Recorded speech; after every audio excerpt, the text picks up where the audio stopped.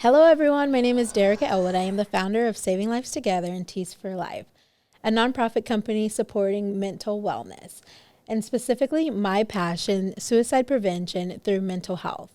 Thank you so much for everyone that has subscribed, liked, and followed. I just want to say, if you have not yet, make sure you like, follow, and subscribe. Thank you. Today we have special guest, Erin. First of all, one of my good friends. Hi, Erin. How are you? Hi, Derica. I'm wonderful. I'm so excited to be here. We're so excited you came. Amazing to watch you do your calling. I've known you for a long time, and I just remember when I first met you, you were not beating around the bush with those questions. You were asking right away those thought-provoking questions, and I'm like, who's this girl? I need to know her. I love her. I'm so glad you came on. Thank you. So we're going to kind of talk on a touchy subject, but a subject that you know a lot about and lived through, and just your experience through it all. Are you excited? Yeah, I do have a lot of experience in this area. So I hope I can be helpful. Yeah. Well, you go ahead and give us a little bit of background about yourself. Who are you? Who's Erin? Yeah. Well, I was born and raised in San Jose. I'm an only child.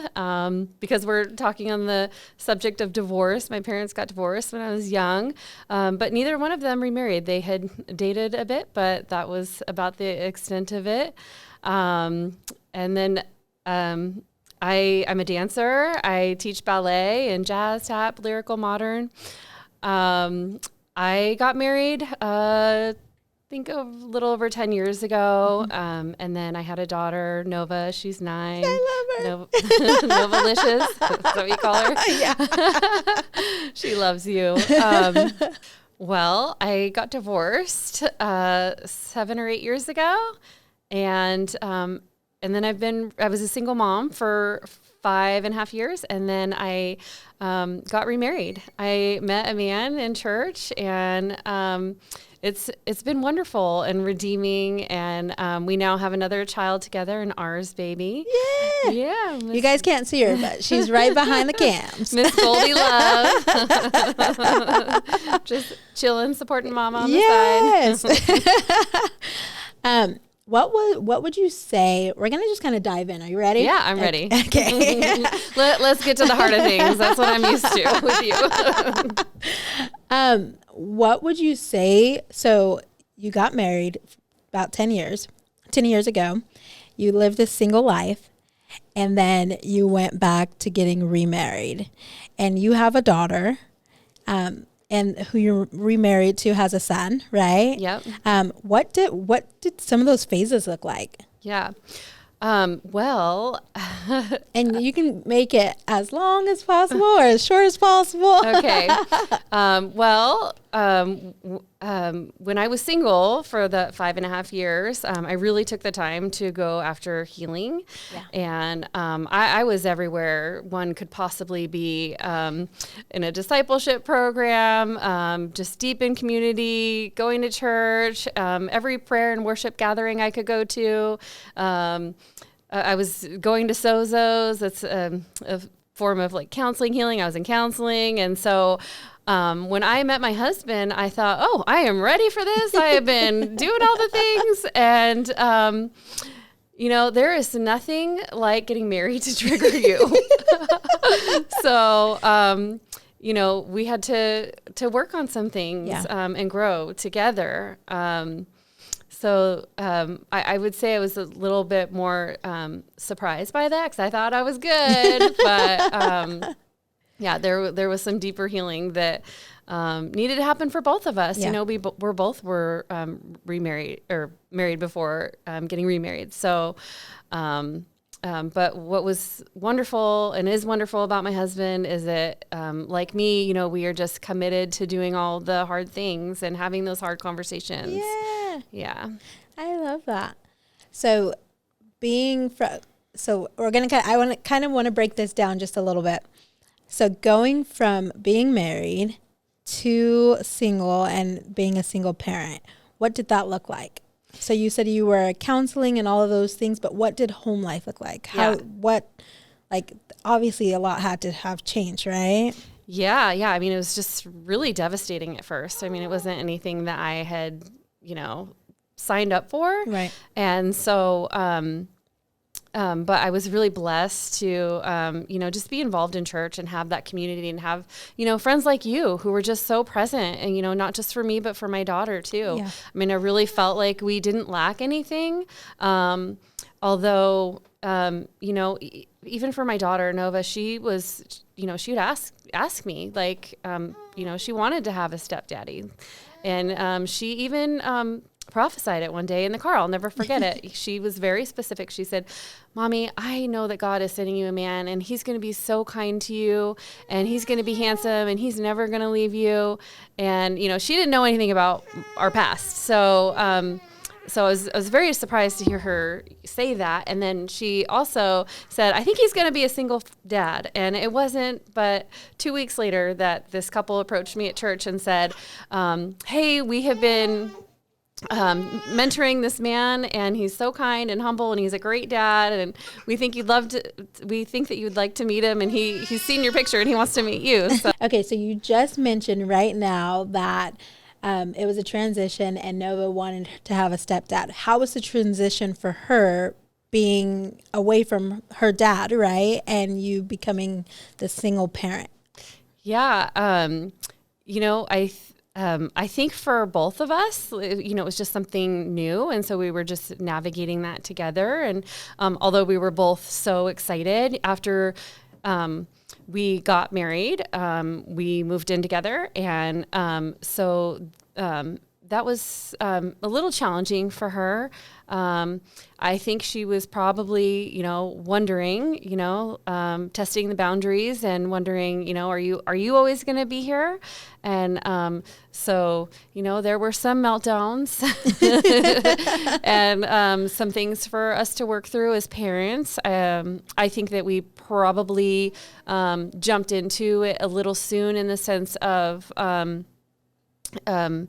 him kind of not disciplining, but, wanting to, parent and, be involved. And we had to learn that, it takes 7 years for trust to be built between a step parent and a child. And so we kind of had to take a step back and from, each other's kids and just, let the parent really deal with the situations. We both have we had differing parenting styles going into it. I would say that my husband was just more into getting things. Okay, let me backtrack. So a lot of our parenting style goes into our communication style and our conflict resolution style, where he just, wants to get it head on and get it over with. And I am more of a thorough processor. And I think that shows up in parenting as well, where also I want to get to the heart of the matter. Like, I don't want compliance right away. I, usually need, if Nova's kind of like emotionally overflooding, then it's best for me to wait until, she's calm, and then to wait until I've really had time to like gather my thoughts as well. And so, my husband may have thought that I wasn't showing up as quickly as he would have liked. But really, we have had to learn that he has to come down here and I need to come up. And I think that we found a good balance. And he's really taken on my gentle parenting approach, almost so much that I'm like, wait, who are you? Like, am I the strict one now? Yeah, but it's been good. I mean, there's always room, for growth, and we both have helped each other in that area. Yeah. What did it? So you mentioned something about, Nova had breakdowns and different things like that during transition. What did it look like for her to show, like for you to show up for her in a different way of, okay, he's going to be around, still being that supportive wife, right? But also letting your daughter know, like, okay, I understand that you are going to take a little bit longer time to understand, hey, this is it, Yeah. I mean, I think it was just really, trial and error, open communication. Yeah. I, do I mean, not so much anymore, but I did really feel like I had to kind of like manage everybody. You know, I kind of felt in the middle. But I think as time has gone on and my daughter and my husband have strengthened their relationship, there's a lot less of that. It's funny because a lot of times my daughter, she's like an open book. She's ready to talk about everything, you know, right at bedtime. That is when she's thinking about everything and, you know, just things are most calm. And so since having the baby, my husband has been helping putting my daughter to bed. And so even last night he said, wow, she is like a whole different person at nighttime. You know, it's just like, but that's the time that, you know, it really gets things, you know, really she can process, she's open, and that's when things really get to her heart. I feel like she can really hear, you know, what we're saying. Yeah. So I love that. Yeah. What if you could go back on anything, what would you say like the number one is for somebody that may be sitting in your shoes in the middle of the transition of not yet married, but they're dating, whoever they think their forever spouse is, but they have just gotten out of a bad relationship, whether it's a marriage, whether it's even a sabotage relationship, because I do think that is a relationship that you have with yourself of like you have to heal from that too, of not sabotaging yourself for the next whoever comes in your life next, right? Yeah. So like what would you say in somebody sitting in those shoes right now? Well, I would say that I think it's really important to be involved in community and have that accountability. My husband and I did a class called Define the Relationship, and they were not, this was at church, but they were not about just blessing a marriage. They were very honest, like, hey, what are these things that you need to work on? Are you ready for marriage? Yeah. And, you know, they had, you know, turned some people down that were in class with us. And then as for us, you know, we had two things that we really needed to work on, which was finances and conflict resolution. And so, you know, and those are the things that have, you know, been kind of like hot topics in our marriage. And so it was just really like being able to be willing to just head those things on. And also, I think for us personally, just being, you know, making sure that you are, you know, you have the same values, you have the same morals, you have the same dreams and goals, and also just being willing to be vulnerable and honest with yourself, like, and not be about perfection, but just being open and willing. And also, I think marriage is really about forgiveness. Like, you have to be able to forgive really well, say you're sorry really well, and it's not so much about finding the right person, but about being the right person. Wow, that's good. I love that. That was a golden nugget. What would you say? What was your biggest? Because obviously through this, you had a lot of emotions going up and down, like a roller coaster, I'm sure. What would you say were some of your outlets? Like, was it like practical outlets? What would you consider that? For me, particularly, is going out on walks. For me, journaling. I wouldn't say community. I'm an introvert extrovert. So like I actually love getting away, but I know that like when I need fresh air or when I need journaling, like those are my practicalities. What would you say some of that was for you? Yeah, definitely journaling. Spending time with the Lord is really huge for me. Okay, maybe if somebody's not in a huge community, but just having a couple good friends. I mean, you were really that for me during, you know, my times of transition and loss. You were just so present in my life and a listening ear, and you know, and really getting to the heart of you'd ask such good questions and really made me, you know, think about things in a new way. So I think just having, you know, one or two good people in your life that can help maybe bring some things up that you're not, you know, able to see. Definitely, you know, counseling and and getting away, going up to the mountains, getting fresh air. Or taking baths, you know, because I couldn't always get away. I was just going to say that. So for me, it's like, I don't have any kids. And so I can just go escape. But what does that look like for you being a full-time mom, full-time parent, and still needing your alone time? Like what were some of that practicality of like, okay, this is me time? Like, and is it even possible to have me time? Yeah. I mean, I think I definitely got that. And I would get that with my daughter. It was the time for me to show her what that looked like as well. And a lot of times, thinking about it, I'm like, we would always seem to do that around a body of water, like whether it was just going to this river in Loomis or going to the beach or going swimming even. Yeah. I can't tell you how many times I did some laps with tears in my eyes. I love that. What would you say for somebody that's not yet married, but also just kind of tiptoeing around the idea? What would be the three main, make sure these are together before you could even think about going to your next person? Like when you were in your single life, what was some of that healing process? What were those three things where you're like, okay, I feel that, I know that, I think that I am healed because of these things? Yeah. I mean, I think that part of that is, like I said, I thought I was ready, but I wasn't. Looking back, I mean, I just don't think that things always come up until you do get married. I mean, it's that person that's closest to you that kind of reveals those things inside of you. Yeah. So that's why, again, I just say not looking for perfection, but just somebody that's really willing. I mean, that was just, I looked for a partner that was really willing to, do these hard things together. On a checklist too, right? Yeah. Do you have a checklist for your...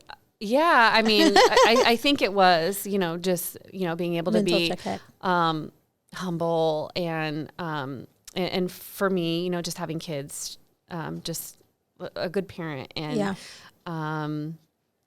let's see, I would also, say that the situation is really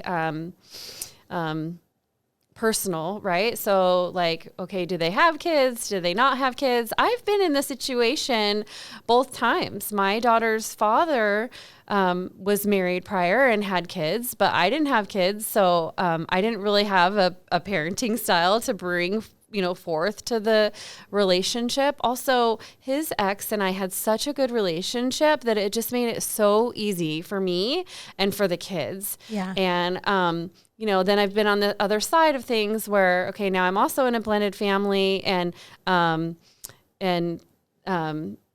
things are not, just as easy. And so, but I would say, always make it about the kids. Yeah. And what is best for them. And I think that when everybody can be in unity, and again, there has to be a lot of, forgiveness and just and not lose hope in the situation. Blended families are tough. We're not dealing with just one household. We're dealing with sometimes 2, 3, 4 households. Depending on whether those people have a partner with kids. So there just has to be a lot of flexibility and openness and like I said, forgiveness. Yeah. And keeping things, just about the kids, what's best for them. I mean, I can tell a difference when, because they know, they can feel okay, are you guys in unity or not? And I've just committed myself to, okay, I always want my kids or my stepkids to remember, that I always, that they always saw me, making efforts and whether it's for a birthday present or Christmas present for the other kid's parent, I don't want them to feel awkward. And I know that they want to get their other parent something. So let me be a part of that. And just not I think culture will often tell us oh, it has to be hard or it has to be, difficult and awkward. And I'm like, it just doesn't have to be that way. Yeah. And even times where it may not look like it's going to change, just to keep pressing forward and doing what you can do. That was the hardest thing for me is oh man, I'm such a peacemaker and I can't control how somebody thinks of me, but I can keep my love on. I can keep the peace. Yeah. She wants to be a part of it. She's having a little FOMO. We all know a little bit about FOMO, I'm sure. I kind of want to just back up and ask, So you said you were on both sides of it. So you came in as a non-parent into a marriage that somebody already had kids, and then you came into being a parent with another parent and sealing the deal, getting married, and got to see it not so graceful, or whatever the case, whatever you want to call that, right? And then making Goldie love here. And so it's almost like what you were saying. Sometimes it could be 3-4 different parties now that you're dealing with. What were some of those resources that you really got a hold of that kind of just help you get to where you are today in it all? Yeah. I can highly recommend the book Smart Step Families. Okay. As well as, if you don't have a lot of time to read, but you're on social media, like myself, there's some great pages that you can follow. There's also some groups on Facebook, but I say tread with caution on that. There are some things that are helpful, but then there's also a lot of negativity, and I think you just want to be careful with what you're filling your ears and eyes with when it comes to that. Yeah. And I've had to take breaks from that too, because I want solutions. Yeah. And so I think that along with that is also just believing the best about other people. Yeah. I think is really helpful. I mean, being in this situation, it's hard as a parent. Your kids are off with somebody else, and you have no idea what's going on. And if you're not careful, you can let your imagination and fear go wild. And I think that just really trusting the Lord with your kids has been helpful for me. And then just believing the best about other people. I think my ex-husband's ex-wife, I would tell her, like, wow, you've just been so open and so good to me. And she said, as long as, you love my kids, like, that's the most important thing. Like, how can I argue that? And that always stayed with me. Wow. Yeah. And has been helpful, for my own situation and what I can share with others. Yeah. So this will be the last question, but you said you also did counseling. And so there are so many people that I don't necessarily know if they're against counseling, or if there's such a stigma on counseling. There's something wrong with you if you're in counseling or getting a life coach. What would you say to someone that is going to counseling? Like, what made you, or like, okay, I need to go into counseling or coaching, or whatever the case is for you? What was it for you to join? I mean, I think that my husband and I were just honest with ourselves that, like, hey, we didn't get this right the first time. Like, there's no harm in getting some, extra help. And, maybe it is about finding the right counselor too. I mean, and seasons change. So, right. There's maybe a different counselor or life coach for different things. Yeah. And, but I think that it's always been helpful, at least for the accountability part, and just having somebody that has a, outside perspective of, like, hey, did you think about this? Or, what was really huge for us, and especially since we have Goldie here,